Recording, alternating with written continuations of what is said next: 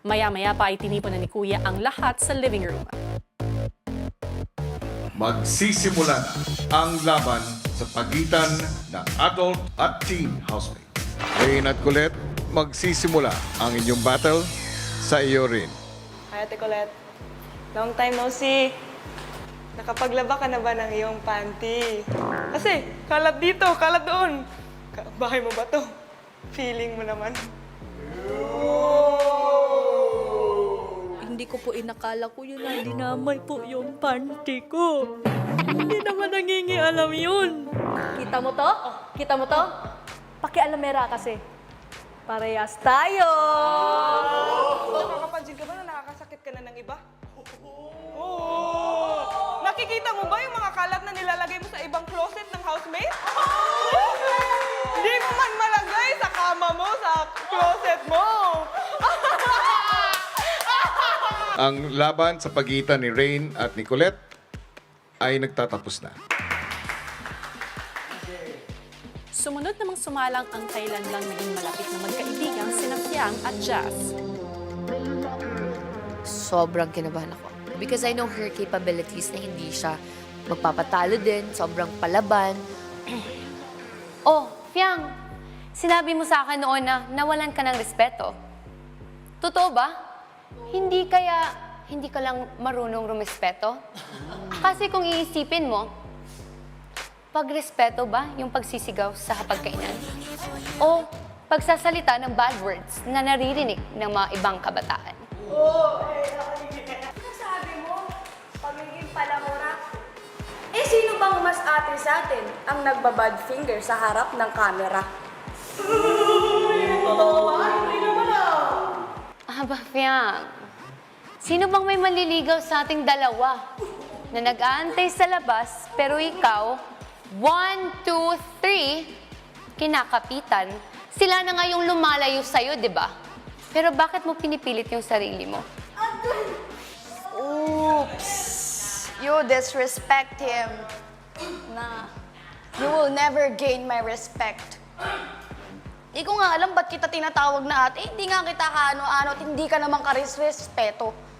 Sa ginagawa mo, hindi nga dapat just ang pangalan mo. Alam mo, dapat pangalan mo, attention seeker.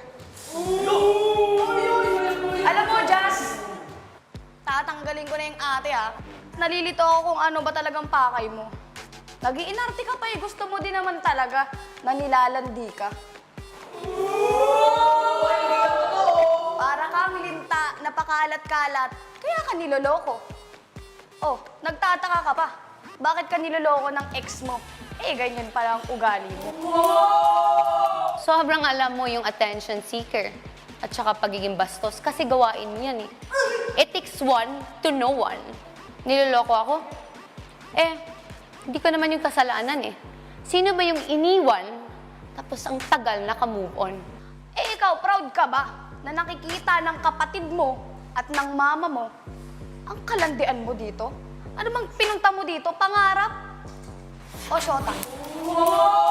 Hindi naman ako pumasok dito para maging syota. Kaya kung gusto mo, kunin mo. Hindi ko naman chinain si JM, so kasalanan ko ba na siya yung mismong lumalapit sa akin? Sino bang nagchichika sa'yo na gusto ko yan? Sino? Wala. Sariling utak mo lang yun. So tinanong mo ako, masaya ba yung nanay kapatid ko? Dahil ginagamit ko edukasyon, ibalik ko yung tanong ko sa'yo. Masaya ba yung nanay mo sa mga Oo, pinagagawa masaya. mo dito? Oo, masaya. O di congrats sa'yo. Sinong nauna? Sure ka bang optimistic ate ka na yan? Next pair. O kaya pakitang ate?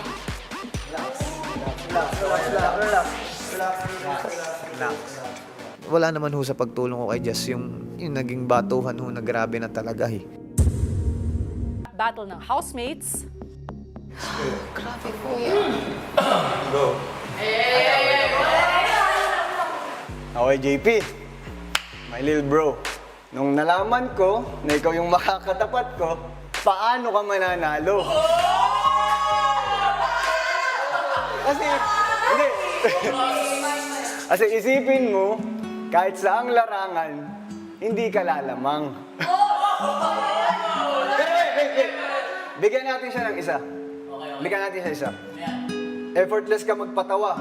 Then pumunta ako sa sulok. Noong time na yun, pinipigilan ko na sa sarili ko. Parang gusto ko lang siyang yakapin. Kasi sobrang nang nag-guilty ako, kuya. Pero hindi ko magawa kasi nga natakot na ako kasi alam kong galit na siya sa akin. Parang naduwag ako, kuya. Alalahanin mo na walang bilang ang Joker sa baraha. O sige, round mo na. JM na napakaliit, parang si Binsoy na parang paslit. Inamin ko naman po kuya na nagbitaw po ako ng masakit din na salita. And nagawa ko po yun kuya. Kasi po, inunahan po niya. Magaling ako sa iyo mag-boxing, bra. Tinrigger niya po ako kuya. And kung hindi ko po yun gagawin, parang pumapayag lang po ako na i-insulto po niya yung buong pagkatao ko. Silence, silence. Ako'y bumanat, di makakabawi sa aking ribat. Ikaw ay lobat. Di ko na alam ang iriribat ko. At alam ko din na sa inyo ang brief ko. Break it down. Jake. Ay, tapos na. Oh. He goes nothing. Kai. Unbothered queen ka daw. To the point na invalidate mo ang feelings ng close friends mo.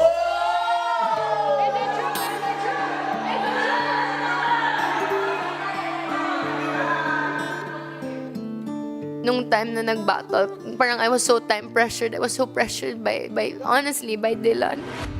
Opensa ka. Ngayon pa lang talo ka na kung depensa agad iniisip mo. O sige, round mo na. Galingan mo, ha? If it weren't for JM, would you have wanted Ate Jazz?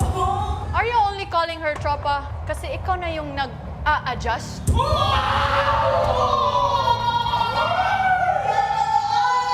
Sobra pa akong nag-guilty, kuya, kasi nung si Dylan na, kuya, parang nung all out tayo, no mercy, ganun, kuya.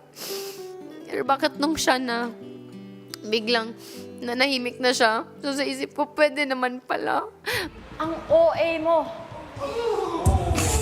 Making the smallest things kasing laki ng ulo mo. So sa isip ko, pwede naman pala. Bakit pag ako hindi pwede? Bakit sinabihan niya ako na huwag kang mag-isip na ganyan? Parang acting lang yan, Jazz. Kaya mo yan. So parang I felt like I didn't have a choice. Jaren, alam naman natin na magaling ka, pero di sapat ang iyong galing para ako'y mapatumba. Dahil sa dami ng pinagdaanan ko, pulido na to do. Ugwa ko'y labot kung sa London pa kanida ko. Pero sana kaibigan, huwag mong dibdibin. Dahil alam naman natin, isa lang ang mananalo sa atin.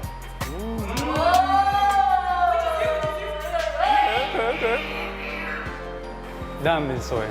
I can smell you from here. Promise me during this battle, you won't shed a tear. I can see why you didn't want to return my slippers. You didn't want to give my slippers back. Because it's hard to do a favor for someone who has everything you lack. For me and Binsoy, I'd say it started quite personal. Medyo nag-iba ho yung mood ko, kuya, at sinabi ko sa kanya yung totoo. Meron ka man neto, balik ko to sa'yo. Di naman yan importante sa akin. Pero mas importante sa akin yung pagkakaibigan natin. Matalo man ako, meron ako sa inyo. Kami mga kuya at ate nyo, matalo man kami sa inyo, ay hindi namin didibdibin, di namin siseryosohin dahil alam naman sa huli, lahat tayo ay magkakasama pa rin dito. And then nung kay Binsoy, kuya, nung last, matalo man kami sa inyo teens, nagiging ate and kuya naman kami, mas importante yung relationship. So sabi ko sa utak ko, bakit ang unfair? Kundi battle din rin ito para may matutunan kayo sa amin at may matutunan din kami sa inyo. Okay. Binsoy, put that back on. Let's have fun. Bakit hindi niyo to sinabi sa akin before? Ako rin, Binsoy. Sama tayo! Bakit yung lagi niyo sinabi sa akin is huwag mo intindihin feeling sa iba. Ikaw muna. Gawin natin to para manalo tayo. Let's go!